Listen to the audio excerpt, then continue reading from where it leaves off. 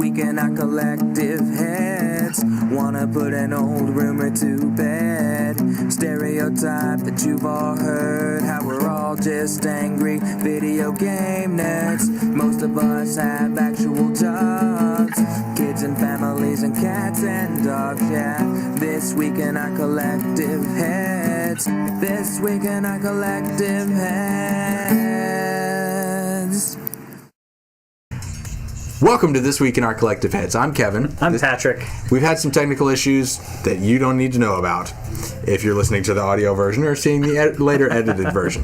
But we're the show that comes to you every Sunday, 10 o'clock.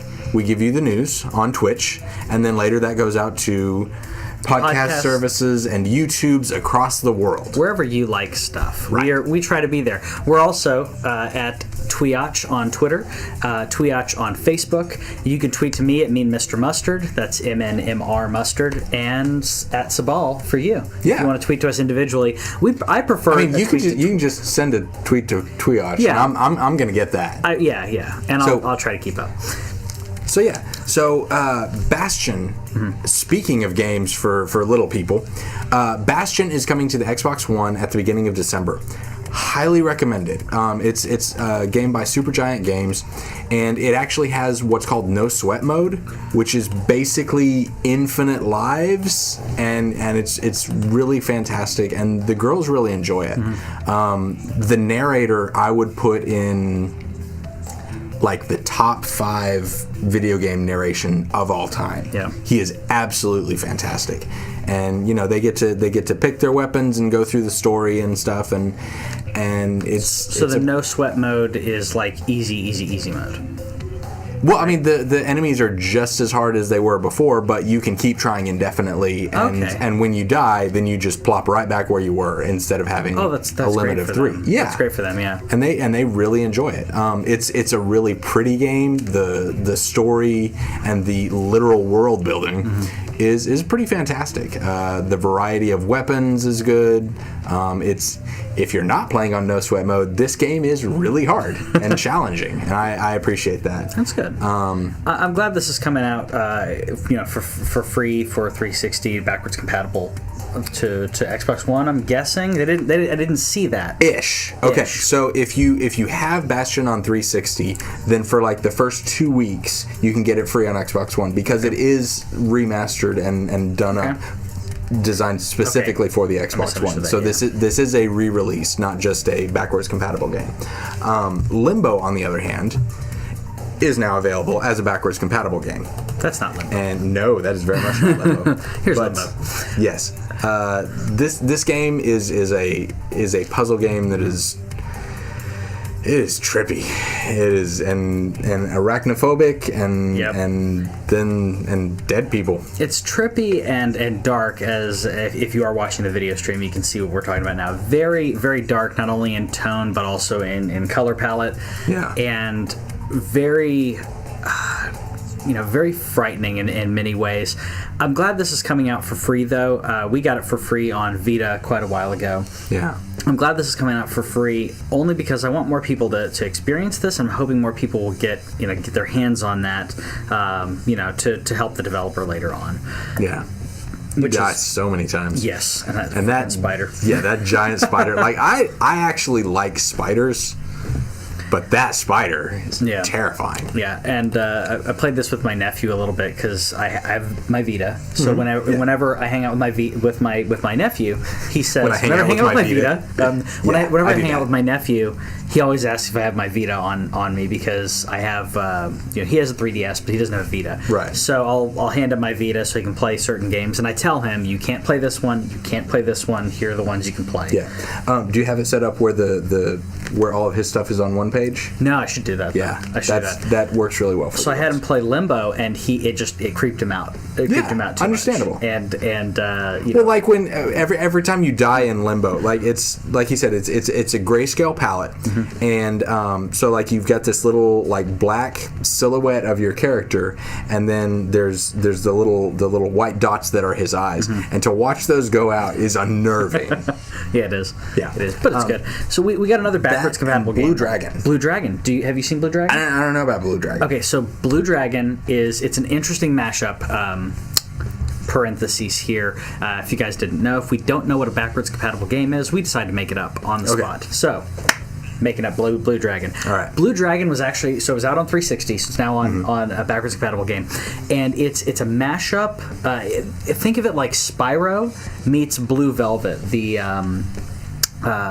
David Lynch movie. Okay. So it's not sequential in its storytelling. Right. There's a lot of cursing, but it's all about a depressed dragon and trying to figure out who he is. And there's a shift midway through the game where you realize everything that you've done up until this point, you were completely wrong. And it turns out that I won't give away the twist, but there's a huge twist involved. And what's his name?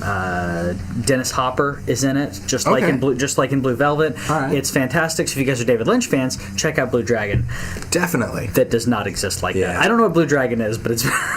See, I was gonna go with the ice thing because like for like me, an ice dragon. I really appreciate when dragons' color is linked to their power. Oh yeah, like that was something that's really prominent in Dungeons and Dragons, Dragonlance, like those type of stories. That's what I like. I like my red dragons to be the fire ones, the blue dragons to be the ice. Yellow have the electricity. Yeah, I like that, so that I know when a dragon's coming at me what I'm facing. That's important. So when you see like a yellow dragon and he just like spits out gold at you, then I take it and run. Yeah, you take it and run. Yeah. Make notes of that for Pathfinder. Yes. Yeah. So Ubisoft is continuing with their please love us, we'll give you free stuff. So starting on, November 9th, so midway through this week, Blood Dragon. Yes. Which was also free on Xbox 360 this month. Correct. More and more ways to get this, I cannot tell you how much I want you to play this game. This game is absolutely fantastic. It is. It is such an 80s throwback, and I know we've talked about it a lot, but it is everything that I love in a cheesy 80s futuristic movie, that of how they think the future is going to be, and the ridiculous terms. And VHS tapes and cyborgs and laser dragons. Laser dragons. There's tracking. You can see tracking while you're playing the game. You see, if you guys are old enough to remember VHS tapes, you can see a little ripple come down every now and then, and some interlacing on there. It's hilarious. It's short. And that's one thing that I love about it. It wasn't too long to ruin the feel of how great this game. Yeah, I mean, like I got through the entire thing in maybe 6-7 hours. And I'm not good at first person shooters, but like it also has the Far Cry stuff where you get to stab people and sneak attacks and everything, and you got the collection of like hearts and yeah. So it was highly recommended. So if you have a PC, grab this game. You can grab that. I'm glad, like I said, it's coming to 360, backwards compatible to Xbox One. Now it's on PC. It's everywhere but PlayStation. Everywhere but PlayStation 4. So PlayStation 4, hopefully, we'll be getting that soon. Maybe someday. Not by the end of the year, though. It's my prediction. It'll be next year. I'm not gonna. You get no points for that. That counts as a prediction for next year. Only if it comes out next year. If it comes out next year, it's going to come out next year. There will be okay. That's a prediction. I'll let you have it. Yeah. All right, next year we'll have a PlayStation 4, and not only that, I believe. Well, I'm not going to go that far. See, next year will come out on PS4. I'm not going to go into any more caveats than that. Okay. Yeah. All right. So speaking of free stuff, though, one of the things that made the Vita really appealing for me is I'd had PlayStation Plus all this time, and I had accumulated a library of PlayStation Vita games. 30 games when I got my Vita. before I even pick it up. Yeah. And that works out really well. So they're allowing us to go ahead and start that collection for PlayStation VR. Very happy about that. Jackal Assault is the VR experience. It's tied into Call of Duty Infinite Warfare, and it's free to PlayStation users. You can go ahead and put it on your account and everything. And then if you decide to get PlayStation VR later, then you'll have at least one experience ready to go. I know that there's also some there's also some other free stuff or whatever. Maybe they'll charge for this later, but at the moment, it's free. Also, if you buy a PlayStation 4 today, but I already have one. You can get but you can get Call of Duty Infinite Warfare for free this weekend. I tweeted out about it, and it was basically Friday through today. Yeah. If you buy a PlayStation, which includes the bundles, so like you could buy the Uncharted 4 bundle and get that on top of Call of Duty Infinite Warfare, if that's your thing. So I think it's totally worth it. Yeah. I'm glad they're doing this for VR, like you said, to build your library before you have it. Mm-hmm. I think that's a really good way to incentivize people to buy one eventually. Oh, absolutely. You have early adopters, which I don't know if you saw the sales or the rough sales figures that came out. So there were rough sales figures. Basically, Sony just said hundreds of thousands have been sold. Right.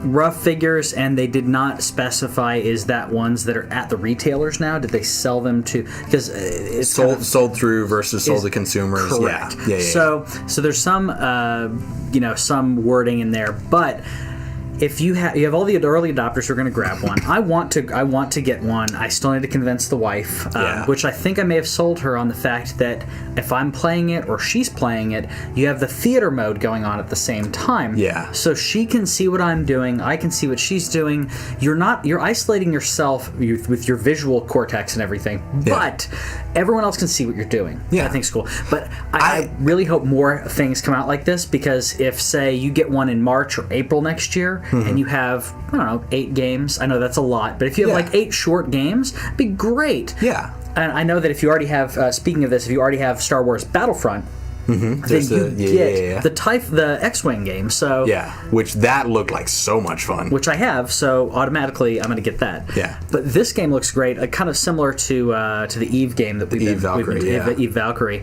And this is also one where you are able to manipulate your, because like as long as it's within the circle, you can shoot it with your eyes. Because it's got the eye tracking thing, and that's how you aim. You aim with your eyes? Yeah. So all you have to do is have them within the circle, and you shoot them with your eyes. Hold on. So it's like I get it within the circle, and then my eyes look up slightly, and it'll shoot slightly up. No, you look at them, and you shoot them. So as long as they are within the circle, then where you're looking is where you're shooting. Okay. Which I think sounds fun. Hopefully that's tight enough. The big one that I want to see is keep talking and nobody explodes. That looks like so much fun. There's a Smosh video about that, and that game that's one of the few that I've seen where they have the VR experience that is also social at the same time, because the person with the VR helmet has their own vision, their own thing that they're doing, and everybody else sees something else, and you've got a giant like real life manual that everybody's trying to flip through. That sounds awesome, and that's a perfect perfect way to have the separate screen be what everyone else is seeing, and create a dual screen experience, kind of like the 3DS. They did that with the Find Mario, on Wii U. Yeah. To be able to have someone in the headset and have that's really cool. Yeah. It would be really cool as well on that is to do some asymmetrical gameplay. Kind of like the Friday the 13th, right? So you have one person who is stuck in there, and you have one or two other people who they're using the regular TV. Yeah. And they can talk, they can see each other and kind of plan out what's going on. That'd be really cool. I also like the idea of punching, whoever it is that you're playing against whenever they get you. I mean, that's what couch co-op is about, is being able to physically harm the person that just beat you. But if they're using a headset and they can't see that you're punching them, they'll still know. If you do that to me, like now, having the headset on, do you watch Black Mirror? Have you seen? Which one? First episode of third season. The guy has the Bryce Dallas Howard. I'm not going to give anything the second away. One. The first one is the social media turning into everything. Yeah, the writing. Black Mirror. Yeah. That's what I'm talking about. Rating. Go watch it. Rating. Okay. When Bryce Dallas Howard walks in and her brother's playing VR, and she throws something at him. Oh, okay. That's what I was talking about. Because if someone punches me or throws something at me while I'm on VR, especially if I've got a headset on, I will take off that headset and I will come after you. Okay. That's just a cheap shot. The second episode of I loved it. The second episode of Black Mirror is about like the most VR you have ever seen. Yes. Which that was it's fun. VR/AR, just fantastic. Go watch Black Mirror if you have not watched Black Mirror. And tweet at us and talk about it because I love talking about that thing and very good stuff. Yeah. So speaking of things that are not good though, and continuing on the Infinite Warfare train or Infinite Warfare jet. Ships. So people who they have on the Windows 10 store, they have Infinite Warfare, wrong video, for slightly cheaper. It's like $5 off or something. The thing that they don't tell you is that you don't get to play with everybody on Steam. Yep. So you are only playing with other Windows 10, Windows Store, Windows people. Bad form, Microsoft. Bad form. Nope. So I think that Microsoft wants to create their own ecosystem. Yeah. And the problem is Steam has already done it in a way that says every PC user or whatever, just here's a distribution. But if you're playing, the two of them need to work together. If you want to buy it on Xbox, if you want to buy it on Steam, there are other ways to incentivize that. If you want, for instance, people to buy it on Microsoft, then you can incentivize them for like the discount. That's cool. $10 different. Or you can incentivize them by saying, hey, if you do this, you get early access to whatever DLC, which is Sony and Microsoft do that already. Yeah.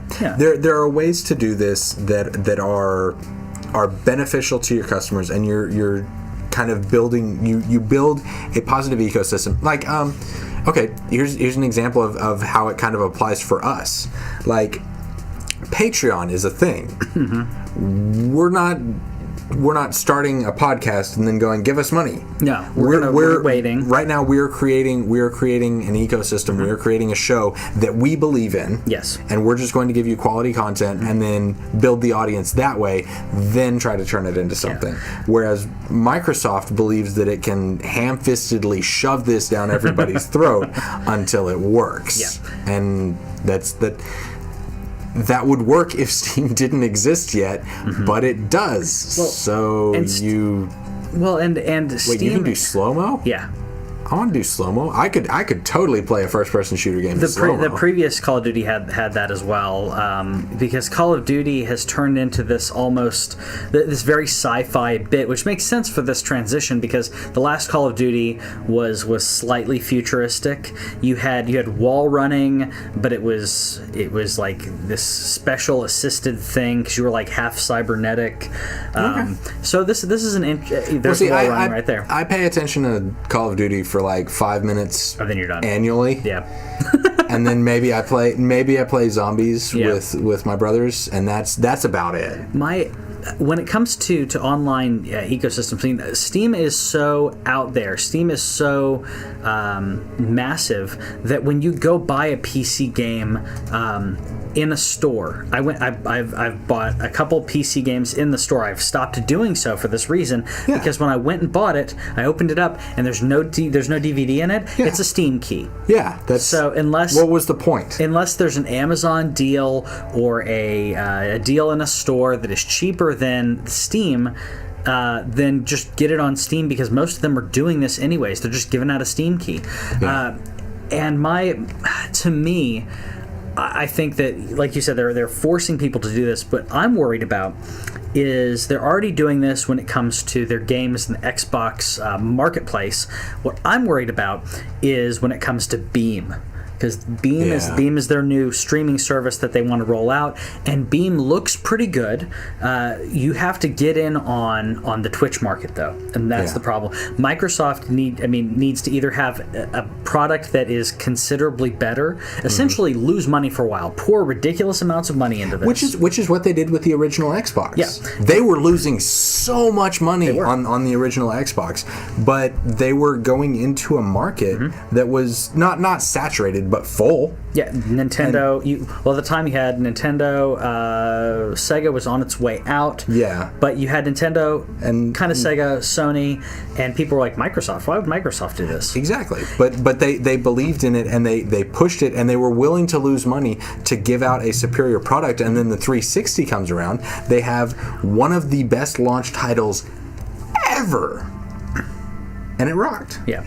So if they do the same thing with Beam as they did with Xbox Original, I hate having to say that. If they do the same thing with that, pour a ton of money. OG Xbox. OG Xbox, yeah. Pour a ton of money into it.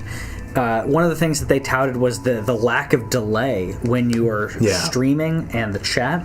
If they can tighten that up, if they can make this a viable, not only viable, but better product than Twitch, then people will migrate.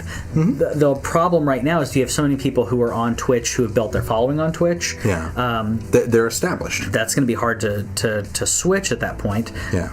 But if they do it the right way, they could be a viable competitor. Right now, that's the only difference. If you looked at everything else that they did, you had the lack of delay, which I don't know if that was just a pipe dream or if they're going for it. Yeah, I'll believe it when I see it. And the other bit was the buttons that people can tell you what to do in chat.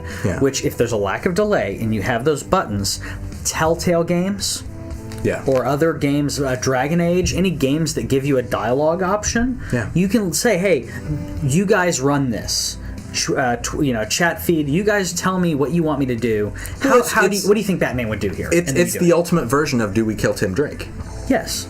And of course you do kill Tim Drake, obviously. But second of all, the more people that you have in there, you can kind of have if you had a voting system, that'd be really cool. Yeah. Which I know Telltale tried to bring that in the Batman Arkham one. I haven't messed around with it. Yeah. But it's something at least. So there's a lot of things going on.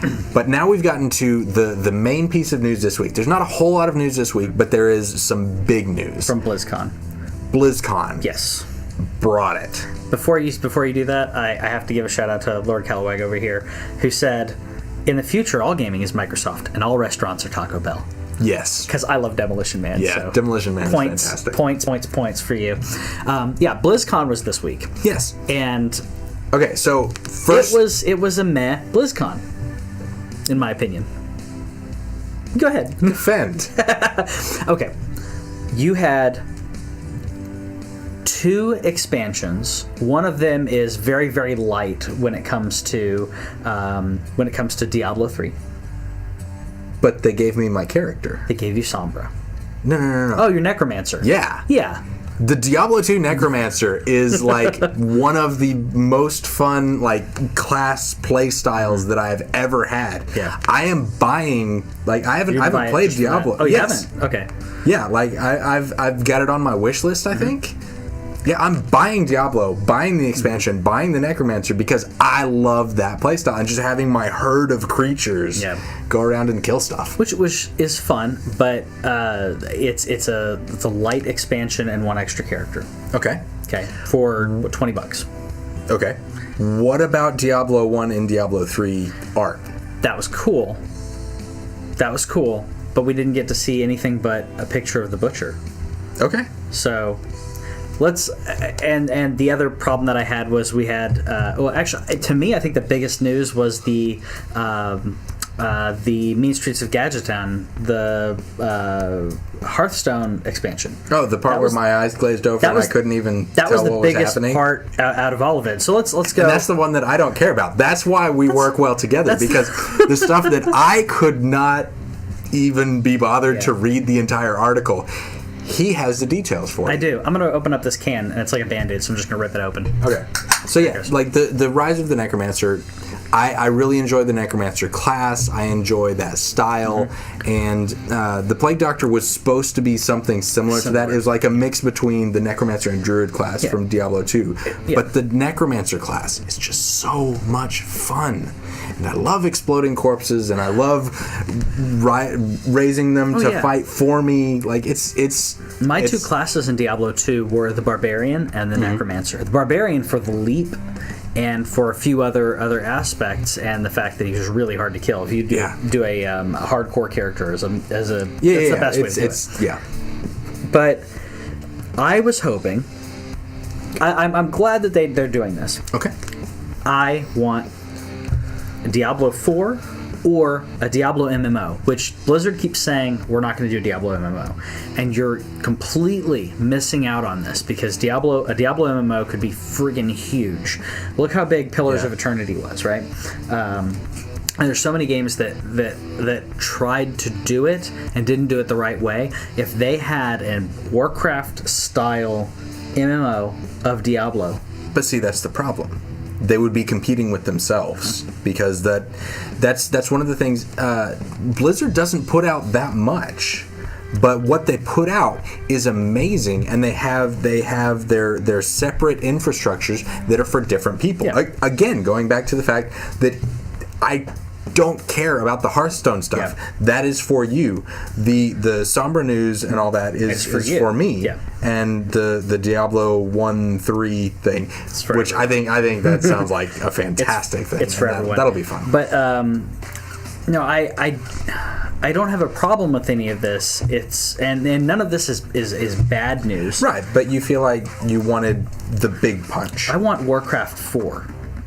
Like I want something huge, and I know last year they announced Overwatch. Mm-hmm. So I mean, I can give them the benefit of the doubt because last year they announced Overwatch, and this year they're supporting all these games and they're doing a great job of supporting all those games.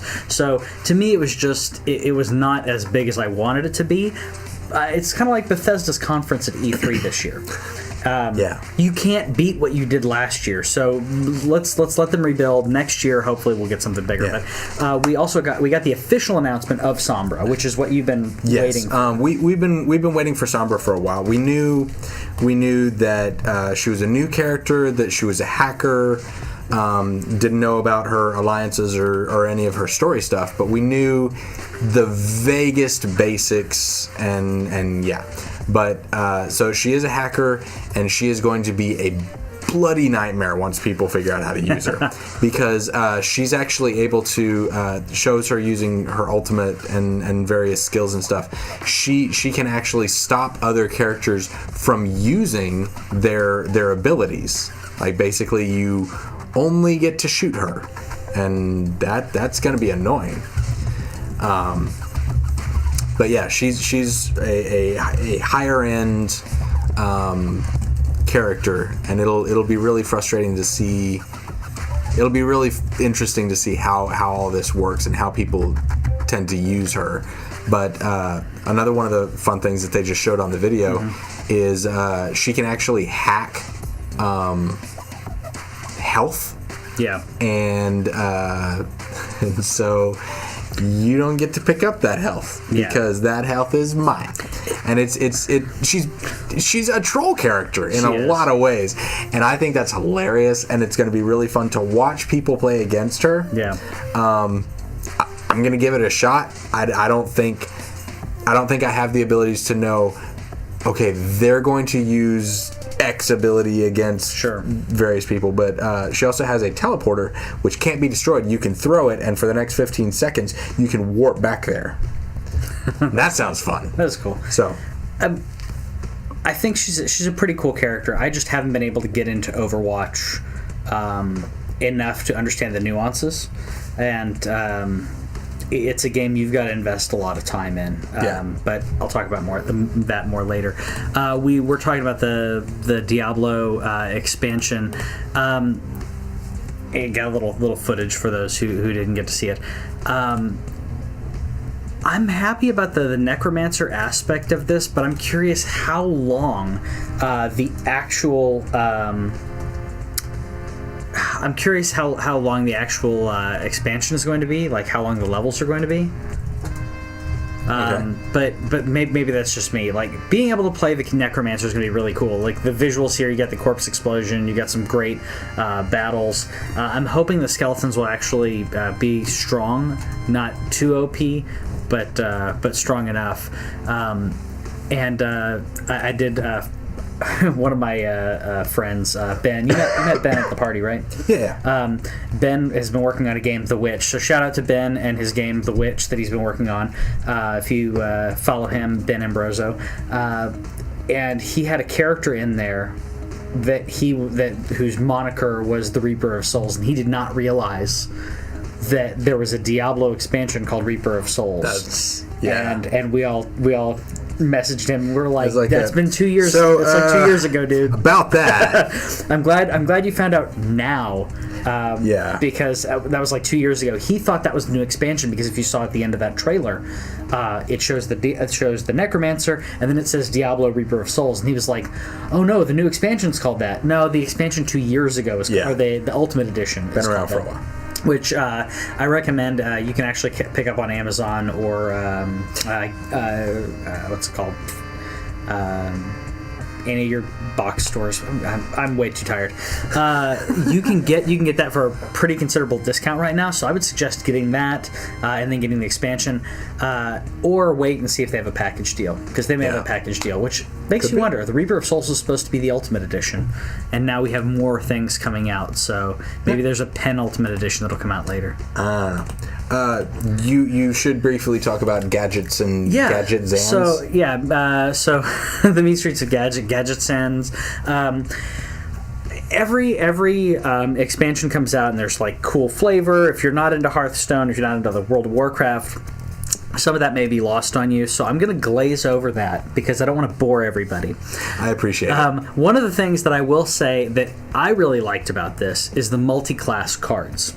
Okay. So in Hearthstone, you have your classes. You have priest and warlock and whatever, and you have class cards that only work for priest, and then you have generic neutral cards, right? So now they have new cards that are coming out with this set that will work for 3 different types of characters. So you'll have a card that works for, say, paladin, priest, warlock. Or you have a card that will work for hunter and shaman and whatever. I think it's going to add an interesting flavor because right now there are different meta decks, but really you're only dealing with a priest or a warlock or a shaman. Right. You kind of know what you're doing. But if you have an additional thing, it's like in Magic the Gathering, if you're playing a green deck that also has black, then you can add a little flavor from that other one. So if depending on what they come out with, you may be able to play like a shaman that has a little bit of warlock feel to it, which would be really cool to be able to do that. That's why I'm excited about this, because my favorite way to play Magic is to take the best aspects of this and this. See, I like red-black because black is like a gradual growing, and then red is like, oh, I can't deal with that. And like it just kind of... Well, black also is very sacrificial. And black in Magic the Gathering understands that your life source and your minions are all resources. Yes, everything is a resource. Sacrifice a minion to do 5 damage. Sure, why not? I don't care. Or do the so. I like those additional flavors. Like green ramps up really, and you have these really big creatures. And then if you add that ramp to blue, it's like I'm going to ramp up and then draw a bunch of cards. It's a really cool additional flavor, and I think that they're trying to do that with Hearthstone within their set. I can see that. So I'm excited about that because I think it could be a really cool. It could be a really cool addition to allow for more, more flexibility, and hopefully it doesn't break the game. Something's going to break the game. That's always but I do like, and I'm hoping that they'll do this to specifically to get people into it. Right now, Hearthstone, if you want to create a deck, brand new deck, it'll give you 3 templates and say, oh, you're playing a warrior. Here's 3 different templates. Which one do you want to try? And check this out. See what kind of style you can get. which could be cool. So I'm hoping they'll add something like that in addition to this to kind of say how you can breed these two together. So that's my brief thing on Hearthstone. Right. All right, so moving on for BlizzCon. If you have anything else that you want us to talk about on BlizzCon, shout it out in the chat and we'll get to it. But we have a new patch for Division 1.4, which scales enemies, which is, a feature you might recognize from 1994's Final Fantasy VI. Okay, so basically the idea is that once you reach a certain point, the game becomes PvP. Like, that's the only way you can advance. That's the only way you can do things. Yeah, you have to go into the dark zone. Yeah. And so you dealt with that, and then now they've reached it to a point where they're like, hey, maybe that's not how everybody wants to play, so let's try this.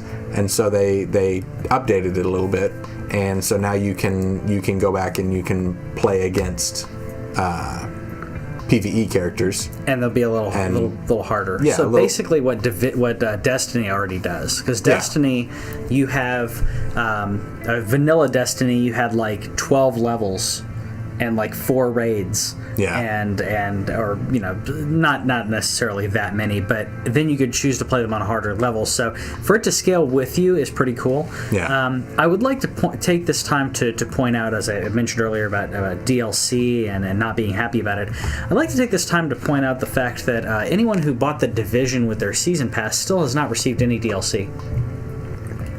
What? Yeah. Sorry. For those of you with headphones, I apologize. I'm sorry. What was that, Patrick? So the Division has specific DLC that's supposed to be that was supposed to be coming out, that was promised within their season pass. Right. That has not been given out yet. So we're a year and a half into this. So they've continued to update, change the game. If I buy a season pass, I expect within the first 6 months to get the first bit of DLC. Yeah. Yeah. So a lot of people have been irritated about that because the game has been out now for, has it been a year? It's been a minute. Yeah. So people have been upset about it because it's been out for this long and they're not getting the DLC that they've been promised. Ashley Jenkins from The Know was ranting about this recently, which if you haven't watched The Know, go check them out on YouTube and obviously subscribe to us as well. Yeah. Okay, yeah, the Division released March 8th of 2016. Okay, so it hasn't quite been out a year. Yeah. Okay, so it has been 7 months and they have not received any of the DLC. Yeah. That's a little bit ridiculous. Within 6, okay, if you're going to give me a season pass, if you're giving me a season pass option, to do a season pass, I expect DLC to be coming within 6 months. Yeah. If you come out with the game in March, I expect sometime in July or so to get some DLC, because I've given you the money. Yeah. And or give me some news on that. It's just really irritating. This game has been out way too long for that. As a counter argument, the game has not worked as they anticipated that it would, and a lot of that is due to the players not behaving as they were anticipated to do, which can be it can be seen as a design flaw. It can be seen as the company being willing to adapt. Sure. I mean, you can see this a lot of different ways. But basically, they've had to change the game substantially to take care of the people who were playing, whether or not they had the season pass. Which I can understand. Yeah. I can empathize And also, some of the things that have been coming out have been included for people regardless of whether or not they bought the season pass. That is correct. So I can give them a pass on that. I have not personally seen, I may have missed it, but I've not personally seen where they've said, "Hey, we apologize." Dude, I want to play that part of the. I want to play this part of the Division that we're seeing on the video stream, where you get to become Godzilla and stomp through the map. That looks like fun. If only you could literally stomp through the map and destroy stuff. Yeah, that'd be fun. I want a modern day Godzilla or Rage. Someday, I believe that somebody's going to figure out how to make a proper Godzilla game. There have been some that came close, but honestly, Rampage is the best monster simulator there is out there. It is. Still. And I was hoping they had a recent Godzilla game that came out. I want to say it was earlier this year. Yeah. Yeah, and nope. No. Again.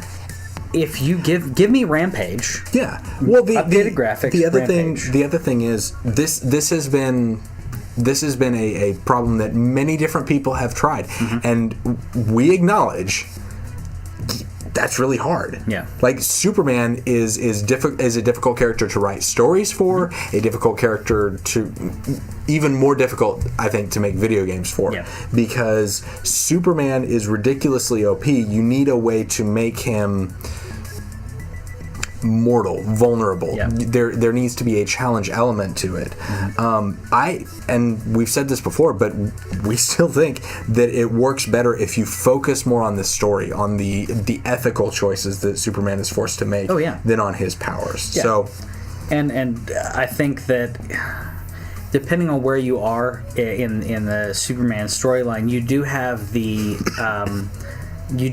internal problems that he has of am I a man or am I a Kryptonian? Am I human or am I Kryptonian? Am I a man or am I Muppet? Right? But in this case, he's Kryptonian, but he's more human in the way he looks out at the world. And see, that's one of the things. So I ask a lot of random questions. If you hung out with me for any length of time, you'll get a random question like, what do you think you would do if tacos were eliminated from the world? Like, just random questions that don't have immediate answers. Like, what would you change?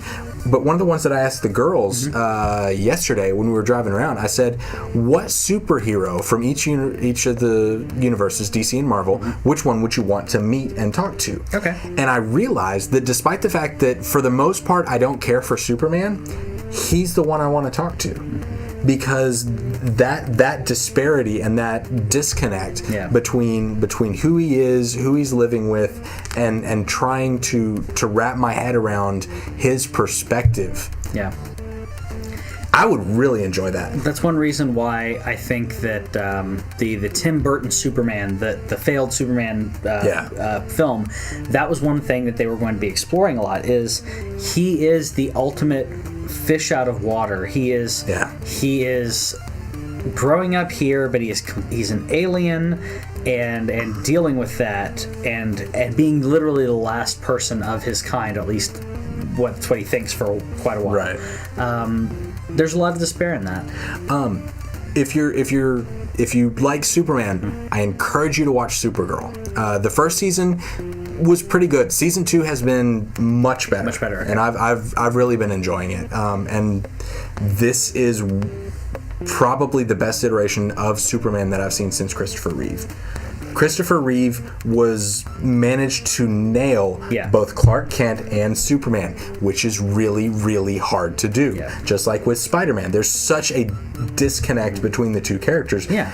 Batman is the characters are different, but they're also both caricatures. Yes. They're so far to the extreme of whatever, where Peter Parker is just a broke high school, college, young career guy who's trying to go through everything, and then he has the confidence and the bluster, and all of that comes from the costume and the character. Spider-Man. Anyway. Well, I was gonna say, who would I want to meet? Okay, you can figure that out. I'm going to move on to Owlboy, because apparently this is the year that we get all the things that we've been waiting for forever. We got Doom, we're getting Last Guardian, we get Final Fantasy 15, and Owlboy. Owlboy has been released on Steam. This game has been in development for like 8 or 9 years. See, I hadn't heard of it. Okay, but watching it, you know you want to play it. This looks like some great 16-bit. Like, it's obviously updated, but a lot of the gameplay reminds me of some really good Genesis or Super Nintendo titles. Yeah, and it's also one of those situations where it reminds you of Super Nintendo Genesis era, but then when you actually start to analyze it, you realize that it is way prettier than any of those games ever were. It is. I'm just thinking about the certain elements that I'm seeing in here. Yeah, I watched up through the first boss fight, and the mechanics and the level design, the characters. Like, this game is outstanding, and I cannot wait to play it. It looks really nice. So yeah, Owlboy, out on Steam. I can completely get behind this. So yeah, I encourage everyone to buy this game. This is really cool. It's also funny. Yeah, it's really funny. It looks fun. It makes me smile. It makes me smile. So I'm okay with that. And then this is my own personal one, but Project GG is the game that Epic Namebro has been working on for a long time behind the scenes. ENB is a Dark Souls streamer video guy that's really into the lore, and not only just the lore, but also the design aspects and the storytelling through gameplay. And he's very analytical and works on it on a different level than I think a lot of lore people, including us, do. Yeah. But anyway, so he's working on a shoot 'em up type game that also works with Twitch, where your Twitch chat can spawn enemies, and if their enemy kills you, they get points or recognition or something. If their enemy is killed in the game, they're muted and silenced for a little bit. That's interesting. Yeah, like and he's got it up to a point where it's working, and like he's managed to test it, and like we're coming up on a time when we can actually play this game, and it's a shoot 'em up bullet heaven type thing where all kinds of weird stuff is happening, and so makes me worry about if you have I'm hoping it's percentage based or something when it comes to the amount of streamers, or some type of way to scale it. Yes, because if you have 400 people watching in the chat, that can be impossible. There's also he has the actual level that's going on, and you can play just against the chat, or you can play in the level with the chat, and then it scales with the different things. Yeah, like some of.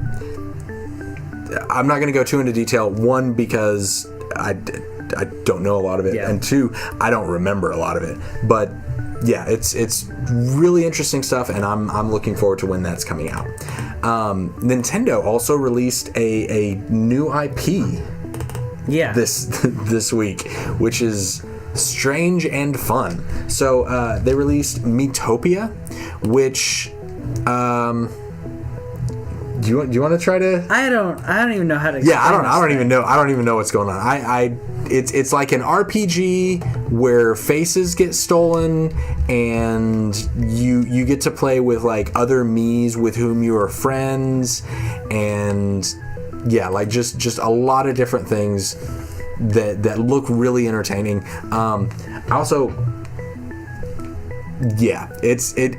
It looks weird, and you get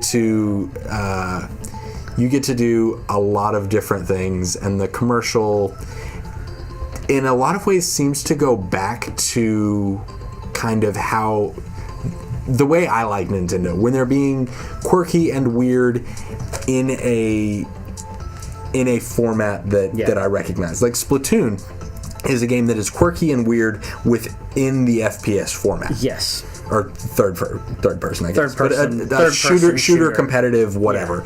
Yeah, it's them coming up with their own idea. Miitopia is like their version of an MMO, but where you're not actually having to play with anybody else, which I'm a fan of, which is one of the reasons that I like Sword Art Online for the Vita, because it is I still haven't played that. It's really good. Yeah. Did you see the show? No, I haven't. Do you know the premise? It's an online MMO kind of thing. Where you don't get to come out, and if your character dies, you die. Yeah, that's in the first episode of the anime, so I'm not spoiling a whole lot. Like that's the basic premise. Yeah, but yeah, so they threw that into a single person game, and I'm about that. So Miitopia is a thing that's coming to 3DS, and prediction: Switch. Okay. Oh, you think? I think this will come to Switch. I think it needs to come to Switch. I mean, in order for this to be a thing, and the fact that, essentially, the way I think about it, at least, is the Wii U has been dead for quite a while. Yeah. So it needs to come to Switch. I think it'll work really well with Switch. Also, everything that we're looking at here is single screen. And I think that's the most telling part of this. Yep. Is and everything is single screen. That was one of my hints. That was like, this is the thing. Because it will work so well on as a single screen experience for that. So yeah, I can completely imagine that. I just don't understand. They're showing a lot of this. Like real world, hey, look, I'm an accountant, but I'm a basically, it's you.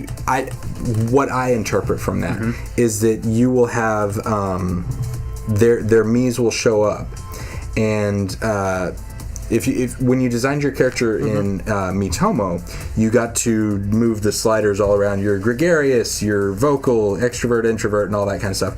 I think that they're going to use a similar type of slider, maybe even one that you get to manipulate and like adjust people around you to be like, no, Patrick's louder than that, and bump him up to that'll be whatever. Interesting. Watching this after watching Black Mirror, the entire time I'm like rating people every single time.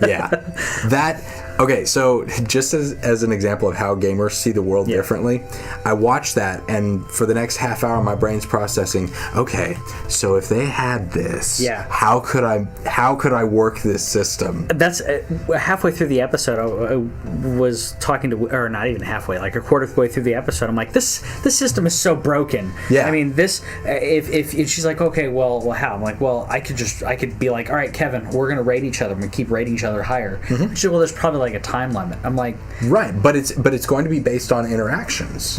And video chats, and we can have those regularly. I don't even have to be there. You don't have to. Like, I can just wake up for 5 minutes, have an interaction, rate you, done. Well, they were showing she was rating someone just looking at her social network page.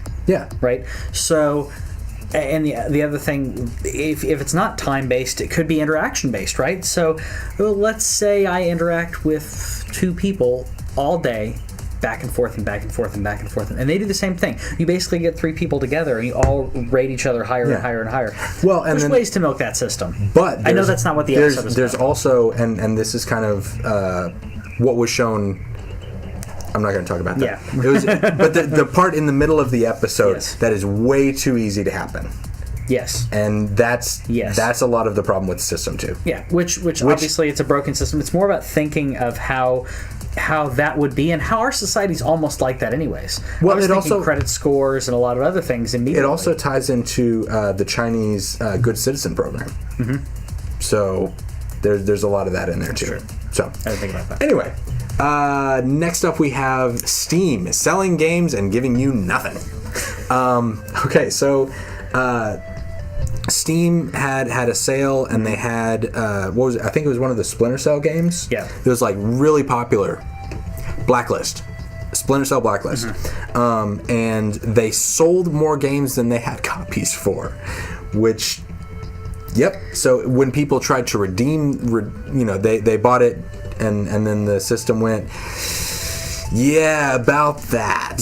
Which I was not aware that you could have a system where you ran out of digital items, but apparently that's a thing that can happen. It is a thing, and part of its allocation of resources, and the other thing that's interesting to me, you can't reuse a key as well, because if you reuse a key, then someone else can come back and try to use it.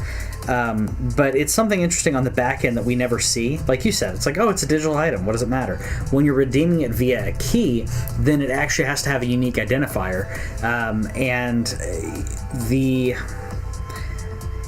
It sucks because I haven't seen a workaround on this yet. They still haven't had a workaround, right? They're supposed to be generating new codes and sending those out, and like they have the record of who bought one, who was able to redeem one, all that kind of stuff. But it's interesting. I'm sure they'll fix it. They probably already have. I mean, it's Valve. They rock it, stuff like that. One other thing that they had is they had a situation similar to we talked about a couple weeks ago with No Man's Sky, where the screenshots that were given and such were not actually indicative of the game itself. And so now Steam encountered a very similar problem with another game, and the new policy is if there's something that looks like a screenshot on your game, like you can have hypothetical artwork, like the Castlevania cover of the Simon with his. I love that picture. But yeah, if you're going to have something that is supposed to look or be representative of your game, it must be an in-game unaltered screenshot. And it surprises me that wasn't already a thing, but this is an example of Valve seeing a problem, stepping up, and saying, hey, this. Yeah, and that's good. Yeah, well, they've been having a problem with people who are faking what the actual product that they're putting out. They're having a problem with people who are putting out products that have stolen resources. Yeah. So I think that it's very important for them to do that for the integrity, the health of the ecosystem. Oh, yeah. But it is surprising that that people are actually doing that. But you can release a game on Steam. Anyone can release a game on Steam. Yeah. So. Yeah, you're gonna have issues like that where people are not being quite honest, and they're I don't know if you've seen. I always forget the name of the company. It's the one that Jim from Jimquisition has been fighting with. About, they put out, I think it's like 20 games in the last 2 years for like $1 a piece, and they're all free assets or stolen assets. So digital homicide. Yeah. So. As much as I like the freedom of anyone being able to put out a game, there needs to be some checks and balances here. Yeah, and that's it. That's what makes it dangerously close to the mobile market. Yeah. And actually, Colin tweeted out a thing the other day. He was talking about the sheer number of games. Mm-hmm. He said that on iOS there are 687,000 apps / games available. The Xbox 360 and the PlayStation 3 combined, not counting crossover, had a grand total of 2,200 games or things that can be downloaded. And you know what? They're better. Yeah. Like, there's definitively better. The more checks and balances you have, yes, that does make it more difficult for games to get in there. That's a good thing. Yeah. Not everybody... While everybody can make a game, not everyone should. Just like parents. Almost everybody is genetically capable of having offspring. Sure. That doesn't mean they should. Yeah. It's true. That's true. Yeah. So we're kind of in the wrap-up section. We had 2 little bits of news. The Zero Escape series, which I know friend of ours, Andy loves really loves these. They're puzzle / visual novel games. I've played... Zero Escape, Virtue's Last Reward, which is the second one in the series. 999 was originally only released for the 3DS, and then Virtue's Last Reward was only available for 3DS and PlayStation Vita. And then the third one came out. I don't remember the name of the third one, but the third one came out recently, and they're re-releasing all 3 of those systems for PS4, PC, and Vita, which is really cool because it's a good anime / puzzly thing. I'm not that into puzzles, as you know, but the story is really good. The situation, and I don't know how many of my companions I'll need to kill before this thing is over. I think I'm probably gonna have to kill somebody, but yeah. It's a good series, and a lot more people will be able to play it, and we're always a fan of that. Oh yeah. For more people to get their hands on it that don't have a 3DS, then maybe they don't have any of the Nintendo products. I don't know, whatever reason. This is 4 years after 999 came out, maybe 5 years. At it's this been point. a But while. I'm glad that it's coming out on that. I'm glad it's coming out to Vita. I'm glad we're getting some Vita love. So really happy about that. Yeah. Do you know the third name of the? I'll check it out. I can't remember what it was. I'm glad it's coming out, though. I meant to pick up 999 and didn't. There were quite a few people who... 999 originally came out in 2009. Wow. So, yeah, it's been a minute. Yeah.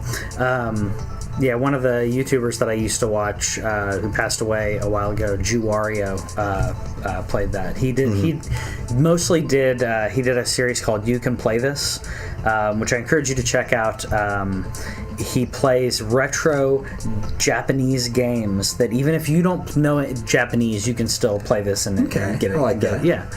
So, encourage you to check that out if you haven't checked that out and you like retro games. Yeah. Zero Time Dilemma is the most recent one that was released June of this year. Okay. And then the last thing that we have is Inti Creates, which is the team that did most importantly, I hope, is they did the Zero Azure Gunvolt game, which is excellent. Yeah. That game is really wonderful. They also did the not Mega Man game. Mighty Number 9 is also that company, but anyway, they are redoing Blaster Master, which is supposed to be like a reimagining of the original Nintendo title. Which that game is weird and fun and Japanese as all heck. Yes. But yeah, like sometimes you're in a tank and sometimes you're out on foot, and like there's some places you can only go with the tank and some places you can only go, and like enemies that are challenging and difficult on foot you can just run over with a tank, and it's a very good action game where the puzzles are actually the gameplay. Yeah. Like you're not trying to figure out, which key to put in, how to rearrange things. It's like, no. The puzzle is the gameplay, which is actually a Souls thing. Yeah, it is. Like the difficulty is not necessarily a puzzle, but figuring out how to tackle certain enemies absolutely is a puzzle. Yeah, I agree. So that's the news that we have for this week. Join us whenever. Yeah. You can tweet at us 24/7, and actually because of my weird schedule, there's a good chance somebody will be up to talk to you. It's true. But yeah, that's the news we have for this week. Thank you for hanging out with us. Catch you guys later. Thank you for watching This Week in Our Collective Heads. If you want to watch some movie reviews, something a little different than what you were watching, check out Script Doctors right here. If you want reviews of the Gold Plus Roundup games, those are right here. Yeah. So we'll check you guys later, but please hit that subscribe button if you haven't already. We love you.